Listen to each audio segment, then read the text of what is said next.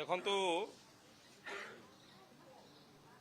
स्वर्गत बिजू पट्टनायक ओडिशार अभिमान ओडिशार गर्व एवं गौरव ए कथा को आमे समस्ते विश्वास करू एवं गत 2 दिन तले जड़े सांसद देइथबा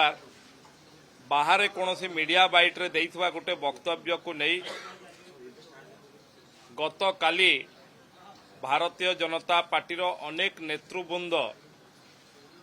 बिजू बाबूंकर सम्मान जणई ए कथा को निंदा मध्य करा जायछि एवं गत काली मध्य जे ए कथा कहिथिले से तांकर स्पष्टीकरण मध्य रखि सारिछंती जे बिजू बाबूंकर प्रति यथेष्ट तांकर सम्मान अछि। वास्तव रे सी कांग्रेस तथा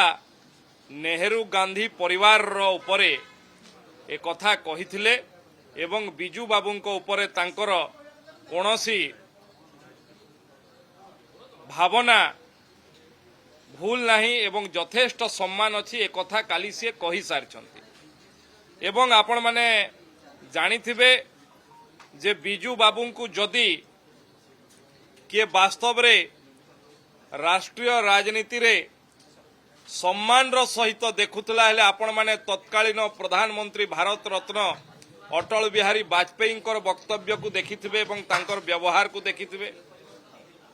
यशस्वी प्रधानमंत्री नरेंद्र मोदी वक्तव्य को देखिथिबे एवं तांकर सम्मान को देखिथिबे। राष्ट्रीय राजनीति रे भारतीय जनता पार्टी बिजू बाबू को सबुबले सम्मान करे एवं तांकर सम्मान बढ़ाइबारे मध्य सबुबले भूमिका रे रहिछि। किंतु आज जो दल सांगरे मिसिकी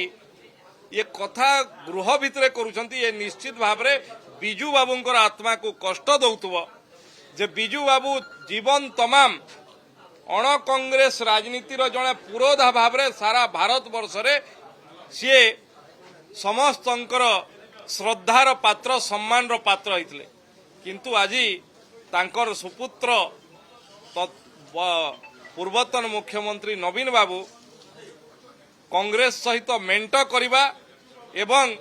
कांग्रेस सांगरे मिसिकी ताकू विरोध करिबा निश्चित भाव रे तांकर आत्मा को कष्ट दउतबो। आमे समस्ते बिजू बाबू को सम्मान करू। बिजू बाबू ओडिशार स्वाभिमान ओडिया अस्मितार जने प्रतीक आमे निश्चित भाव रे ताकू सम्मान करछु एवं जे वक्तव्य दैथिले ताकू काल गतकाली निंदा मध्य करा जायतिला से वक्तव्य रु स्पष्टीकरण रखि सारले।